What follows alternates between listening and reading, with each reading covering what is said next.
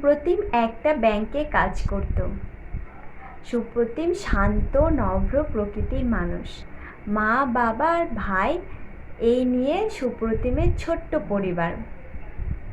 সুপ্রতিম ছোট থেকে দাদুর বাড়িতে মানুষ হয়েছে, তাই তার বাবা মার প্রতি সেরকম কোনো ধ্যান ছিল না।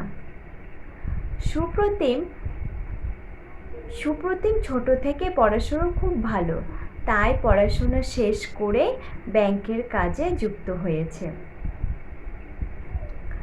প্রায় সুপ্রতিমের মা বাবা সুপ্রতিমকে বলতো, বাবা তোর বয়সটা তো হচ্ছে নাকি, এবার তো বিয়ে কর। মা একদিন সুপ্রতিমের কাছে এসে বসে গায়ে হাত নাড়িয়ে নাড়িয়ে বলছে, বাবা জানিস তো কাল আমরা একটা অনুষ্ঠানে গিয়েছিলাম, সেখানে না একটা মেয়েকে দেখেছি, খুব সুন্দর, তোরও খুব পছন্দ হবে, যা না একদিন তুই তোর বন্ধুকে নিয়ে গিয়ে দেখে আয়। সুপ্রতিম তার মা বাবার কথা কোনোদিনই অমান্য করেনি। সেদিনও সুপ্রতিম তার মাকে বলল, ঠিক আছে তুমি পাত্রীর বাড়িতে ফোন করে জানিয়ে দাও আজ আমরা মেয়ে দেখতে যাচ্ছি। আমি বন্ধুকে সঙ্গে সঙ্গে ফোন দিলাম, আজকে আমরা পাত্রী দেখতে যাচ্ছি। তুই তো বিয়ে করেছিস, আমার এই প্রথম মেয়ে দেখতে যাওয়া। যথারীতিভাবে সুপ্রতিম আর সুপ্রতিমের বন্ধু পাত্রীর বাড়িতে পৌঁছে গেছে। চেয়ারে তাদেরকে বসতে দিয়েছে। পাত্রীরা দুই বোন, তার ছোট বোনের বিয়ে হয়ে গেছে, আর সুপ্রতিম যাকে দেখতে গিয়েছে সে বড় বোন। সুপ্রতিম আর তার বন্ধুকে ঘিরে পাত্রীর বাবা মা জামাইবাবু অনেক রকমের প্রশ্ন সুপ্রতিমকে কেউ বলছে, তুমি তো ব্যাংকে কাজ করো তাই না, কত টাকা বেতন, বিয়ের পরে আমার একমাত্র শালীকে নিয়ে যাবে তো সেখানে। নানা রকমের প্রশ্ন। সুপ্রতিম তোবাক হয়ে চুপ করে রয়েছে। সুপ্রতিমের বন্ধু একটার পর একটা প্রশ্নের উত্তর দিচ্ছে। এমন টাইমে পাত্রীকে নিয়ে এসে সামনের চেয়ারে বসানো হলো। সুপ্রতিমের বন্ধু একটার পর একটা প্রশ্নের উত্তর দিতে দেখে পাত্রী নিজেই বলে উঠল, ছেলে কি বোবা, কথা বলতে পারে না। শুনে পাত্রীর বাবা একটা ধমক দিয়ে মেয়েকে পাশের ঘরে পাঠিয়ে দিল। কারণ এর আগে পাত্রী প্রায় 4-5টে বিয়ে ভেঙে দিয়েছে, তাই পাত্রীর বাবার এখনো ভয় যে এই পাত্র খুবই ভালো, কিন্তু এই বিয়েটাও যাতে না ভেঙে দেয়। পাত্রীর জামাইবাবু বলে উঠল, তুমি পাত্রীর সঙ্গে আলাদাভাবে চাইলে কথা বলতে পারো। সুপ্রতিম ও পাত্রীকে একটা ঘরে রাখা হলো।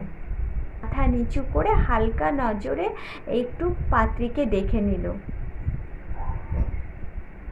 বেশ, গায়ের রংটা একটু চাপা, কিন্তু দেখতে খুব সুন্দর, ছিমছাম পরিষ্কার, বেশ ভালো। সুপ্রতিমের বেশ ভালোই লেগেছিল, কিন্তু সুপ্রতিমকে একটার পর একটা প্রশ্ন জিজ্ঞাসা করা হচ্ছিল। পাত্রী নিজে জিজ্ঞাসা করছিল, তোমার কি রং পছন্দ, কি খাবার পছন্দ, কোথায় যেতে ভালো লাগে, নানান রকমের প্রশ্ন। সুপ্রতিম বিরক্তি ভাব করছিল। পাত্রী সেটা খুব ভালো করেই বুঝতে পেরেছিল। সুপ্রতিমের মাথায় এলো, তাদের রীতি রয়েছে, মেয়ে দেখতে গেলে মেয়ের হাতে কিছু টাকা ধরিয়ে দিতে হবে। সেখানে কেউ ছিল না, তাই সেখানে সে 500টা টাকা বের করে মেয়ের হাতে ধরিয়ে দিল। সঙ্গে সঙ্গে পাত্রী বলল, আমাদের চা আর মিষ্টির খরচা 500 টাকা লাগেনি, 300 টাকাতেই হয়ে গেছে, 200 টাকা কিন্তু আপনি ফেরত পাবেন। এই কথাটা শোনার পরে সুপ্রতিমে আরও ভীষণ রেগে গিয়ে মাথায় আগুন জ্বলতে লাগলো। এইসব কথা সুপ্রতিমের খুব খারাপ লেগেছিল প্রথমের দিকে। এই সুপ্রতিম ছোট থেকে দাদুর বাড়িতে মানুষ হয়েছে, তাই দায়িত্ব কর্তব্য অতটা কিছু বুঝতো না। সেটা খুব ভালো করে পাত্রী বুঝেছিল।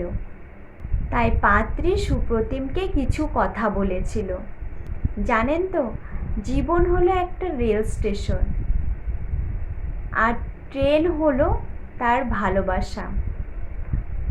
আসবে আবার যাবে। ট্রেন যেমন যাবে আর আসবে, ভালোবাসাও তেমনি যাবে আর আসবে। কিন্তু বন্ধুত্ব হলো রেল লাইন, যা চিরদিন থেকে যাবে। সুপ্রতিমকে পাত্রীর খুব ভালো লেগেছিল। সে জানতো বন্ধুত্ব কি, জীবন কি, জীবনের মানে কি, এসব কিছুই সুপ্রতিম জানতো না। সেই কারণে পাত্রী তাকে এমনভাবে বোঝানোর চেষ্টা করলো। পাত্রীর এই কথাগুলো শুনে সুপ্রতিমের সেই দগদগে জ্বলন্ত আগুন কোথায় যেন ঠান্ডা পড়ে গেল।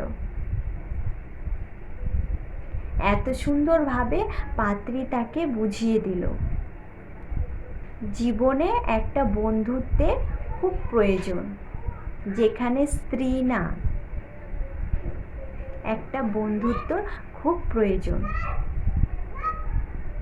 আর পাত্রী জানতো কাঁচা মাটি যেমনভাবে খুশি তেমনভাবে তৈরি করে নিয়ে যায়। তাই অনেক ছেলে দেখার পরে সুপ্রতিমকে তার খুব ভালো লেগেছিল। সত্যি আমাদের জীবনটা রেল লাইন, এখান থেকে ট্রেন যাবে আবার আসবে, আর যে রেল লাইনটা পড়ে থাকে সেটা হলো আমাদের জীবনের বন্ধুত্ব, যা চিরকালই রয়ে যায়, হারাবে না কোনো দিন। আমিও ঠিক এমনই একটা বন্ধুর খোঁজ করছিলাম।